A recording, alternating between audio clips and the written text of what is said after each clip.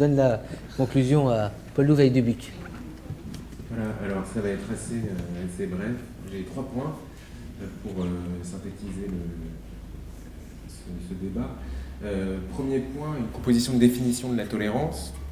Alors, on pourrait dire que la tolérance, c'est la disposition à accepter la différence et l'étrangeté, mais peut-être est-il plus facile de définir la tolérance par son contraire. L'intolérance suppose au contraire une forme d'irritation face aux intrusions dans notre monde, dans ce que Habermas, le philosophe, appelait le monde de la familiarité, c'est-à-dire un monde qui nous ressemble, où tout se passe comme prévu et comme nous le voulons. Et bien précisément, l'intolérance vient de l'irritation de cette familiarité, et de ce point de vue, il y a un lien à faire avec l'intolérance de l'organisme vivant à certaines substances étrangères, comme il a été dit, le lactose, le gluten, et l'intolérance à l'égard de l'autre, ou de certains comportements que l'autre a. Et c'est pourquoi d'ailleurs Locke, le philosophe qui le premier parlait de tolérance, avait remarqué que ce qui exaspère l'intolérance, ce qui avive les haines, ce sont toujours des petites choses sans importance, des petits bruits, une langue étrangère, une habitude qui n'est pas la nôtre, qui vient rompre ce monde de la familiarité et qui exaspère l'intolérance. Mais l'intolérance à autrui suppose peut-être un pas de plus par rapport à l'expérience de cette étrangeté, et c'est une certaine mauvaise foi finalement. L'intolérance est celui qui justifie son rejet de l'autre en accusant l'individu, un groupe d'individus ou un ensemble d'actes, là où la tolérance, au contraire, suppose la capacité difficile, comme l'a dit Armel, à accueillir positivement cette étrangeté.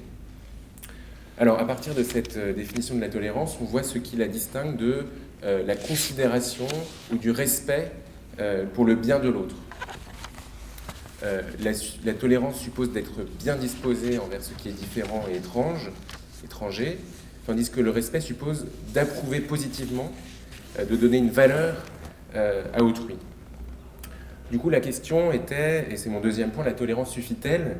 Et là, on a eu, je pense, dans ce débat, deux positions assez antithétiques qui se retrouvent en fait dans les débats d'aujourd'hui en philosophie politique et entre républicains et libéraux, en fait.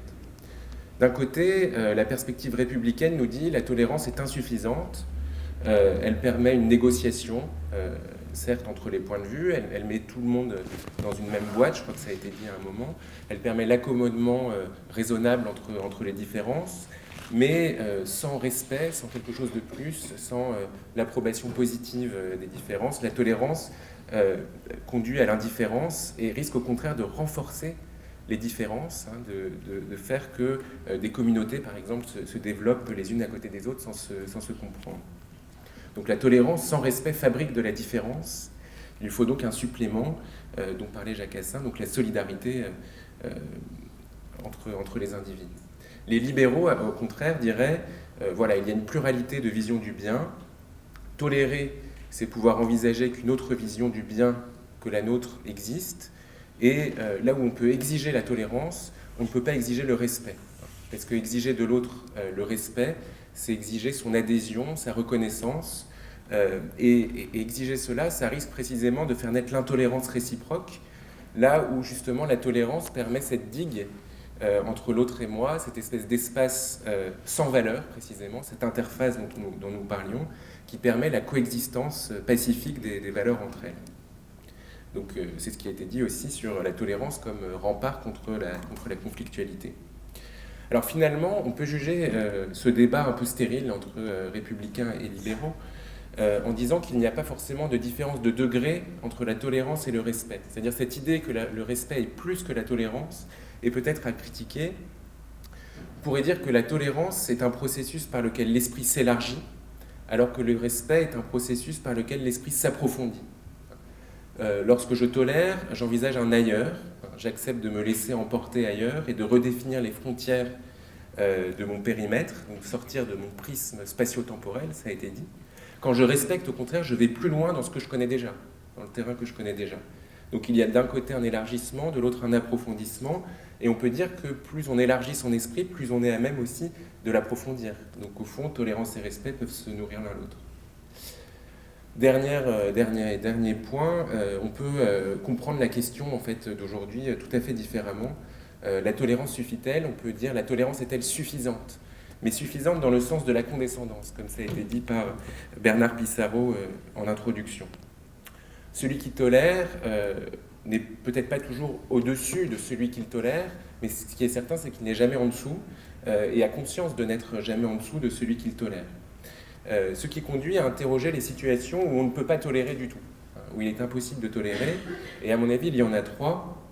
La première, c'est que c'est la présence d'un intolérable. Et exiger de la tolérance, de l'adaptation face à ce qui est intolérable, c'est d'une certaine façon commettre une injustice, une violence. Cela pose la question du seuil de tolérance, qui varie selon les époques, comme l'a dit Armelle, et selon les personnes. Nous n'avons pas tous le même face à des situations identiques. Alors peut-on faire converger ces seuils de tolérance? Sans doute pas. D'autre part, c'est une illusion de penser que nous avons toujours le choix entre la tolérance et l'intolérance. Cela a été dit également, nous avons toujours le choix en fait, entre deux tolérances en conflit, ou deux intolérances en conflit. C'est ce que disait Anne Caron d'Église. Tolérer certains comportements revient souvent à ne pas en tolérer d'autres. Et tolérer sans borne tout ce qui se dit, c'est tolérer aussi des offenses et donc des intolérances. Deuxième raison pour laquelle la tolérance peut être suffisante, condescendante, c'est qu'on n'est pas toujours en position de tolérer ou de ne pas tolérer. On n'est pas toujours en position de dire « je ne tolère plus », comme le disait Emmanuel. La position du patient dans un hôpital, de l'étudiant à l'université, de l'employé qui doit avoir son emploi sans quoi il a le chômage, d'une personne qui vit dans la précarité. Voilà des positions où on doit accepter ce qui nous est donné et où on ne peut pas dire « je ne tolère plus ». Donc il faut se méfier aussi de cette suffisance de la tolérance. Et puis dernier point, la tolérance ne peut pas être unilatérale, c'est là une dernière limite. On peut difficilement être tolérant à l'égard de ceux qui ne nous tolèrent pas, et on peut difficilement aussi tolérer les intolérants, sans quoi on vide totalement de sa substance la tolérance. Pour conclure, on peut dire qu'on a passé un grand moment, mais il n'a rien à voir avec le prochain grand moment qu'on va passer. D'abord, je voulais remercier tous les intervenants, et on a eu vraiment des interventions d'un haut niveau. Alors j'espère qu'on pourra avoir aussi les écrits pour pouvoir approfondir. Certains n'ont pas pris la parole, mais je suis certain que nos emails, nos boîtes emails vont être saturées dès demain par des propositions de texte, qu'ils soient brefs, que ce soit des témoignages. C'est des choses importantes pour nous tous. Et puis alors, deux rendez-vous, je dirais importants, vraiment dans la dynamique. Vous allez être peut-être surpris de passer le 2 après-midi, enfin en fin d'après-midi, à partir de 18h jusqu'à 1h du matin avec nous. Mais je suis sûr que dans votre histoire de vie, vous ne le regretterez pas. Il y aura 4 thématiques, et des thématiques assez fortes. Donc à partir, disons, on peut le dire, de lundi prochain, on mettra en ligne les thématiques avec les invités, des philosophes, des penseurs, des gens qui sont sur le terrain. Et puis vous pouvez réfléchir, parce que je trouve que c'est un très beau thème, la loyauté implique-t-elle la transparence?